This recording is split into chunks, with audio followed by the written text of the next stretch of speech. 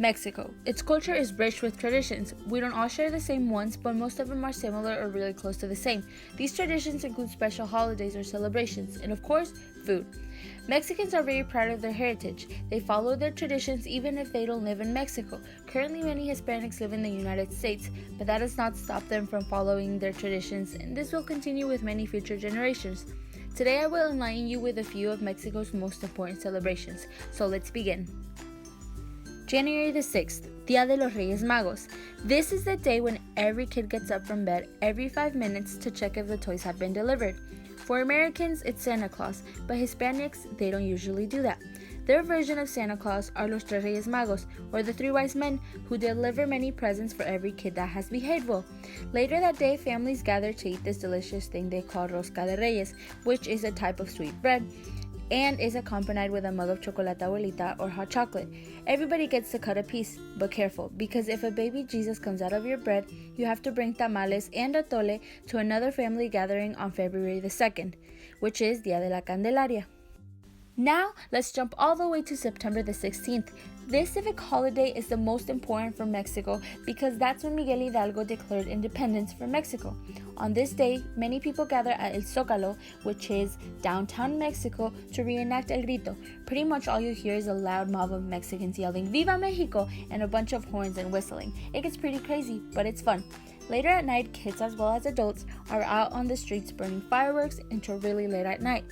Of course, it's not all yelling and fireworks. Most adults use this as an excuse to drink. But let's not get into that. Instead, let's talk about El Día de Muertos, or Day of the Dead, which is celebrated on October the 1st and 2nd. This holiday focuses on gatherings to pray for and remember members who have died. During these days, families may build private altars that are called ofrendas to honor the deceased. Families may gather their favorite foods, candies, drinks, or objects and take them to their grave, or simply put it next to a picture of the deceased. This tradition has been adapted to the modern day. So many children go out at night these 2 days, knocking on doors, asking for candies and treats. They dress up like any other kid would on Halloween, but the most common costume is the Catrina, which is a skeleton. Something that many love about this holiday is el pan de muerto, or bread of the dead, which is only made during this time of the year. It is a sweet bread coated with sugar. The cross on top represents bones. This bread may also be accompanied with chocolate abuelita or any other hot, sweet drink that you may like. For now, that's all I have on Mexico's most important celebrations, but there's still so much more you don't know about Mexico's food, so let's talk about some of Mexico's most traditional foods. Let's begin with tacos, which are these and not these. Tacos are made with a corn or flour tortilla, and you can add any kind of meat you want. They are topped off with cilantro and onions. You may also add any kind of salsa you'd like.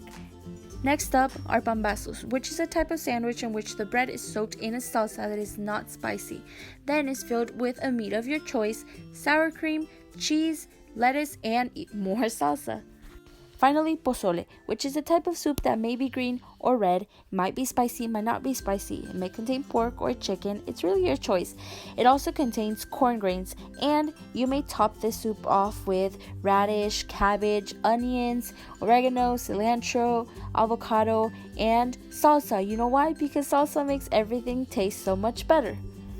These were 3 of Mexico's most traditional plates, but sadly, this video has come to an end, and you have only learned a tiny portion of Mexico's huge traditions because yes, there is so much more to learn, but 4 minutes is not enough time.